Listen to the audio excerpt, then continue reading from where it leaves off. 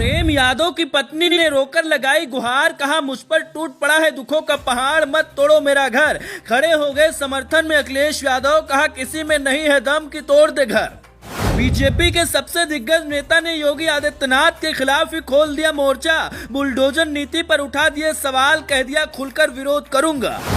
देवरिया कांड ने योगी सरकार को फंसाया, आरोपी मिश्रा ने सारा सच बताया, उगल दिए आरोपियों के नाम, बताया कौन करना चाहता था यादवों को बदनाम।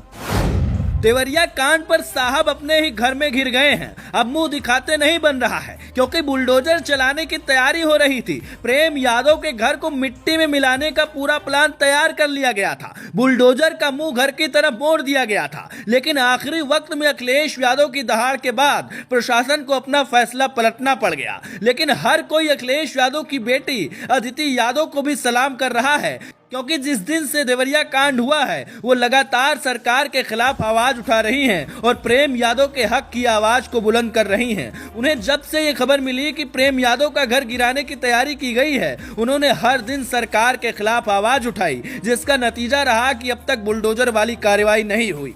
प्रेम यादव को मार दिया गया, लेकिन अब उनका परिवार भी सड़क पर आता दिखाई दे रहा है। प्रेम यादव की पत्नी ने लेकिन इस बीच ऐसी बात बोल दी है कि योगी आदित्यनाथ को भी झुकना पड़ सकता है। क्या है पूरी खबर आपको बताते हैं, लेकिन पहले ये जान लीजिए कि कैसे बुलडोजर वाली नीति पर योगी आदित्यनाथ सरकार के बड़े नेता ने बगावत शुरू कर दी। बीजेपी के नेता ब्रजभूषण सिंह, जो कभी समाजवादी पार्टी में रहे थे, उन्होंने इस बार योगी सरकार की बुलडोजर वाली नीति पर सवाल खड़ा कर दिया। ब्रजभूषण सिंह अपनी विचारधारा की वजह से ही सपा में शामिल हुए थे, लेकिन बाद में उन्होंने सत्ता बदलते देख पार्टी बदल ली थी, मगर अब ऐसा लग रहा है उन्होंने भी बगावत का पूरा मन बना लिया है और 24 से पहले योगी आदित्यनाथ को 440 वोल्ट का झटका देने की पूरी तैयारी कर ली है। क्योंकि देवरिया कांड पर जहां सरकार पहले ही चारों तरफ से गिरती दिखाई दे रही थी, वहीं अब जब बात प्रेम यादव के घर पर बुलडोजर चलाने की आई तो ब्रजभूषण सिंह का गुस्सा भी भड़क गया, जिसके बाद उन्होंने अपनी ही सरकार के खिलाफ आवाज बुलंद कर दी।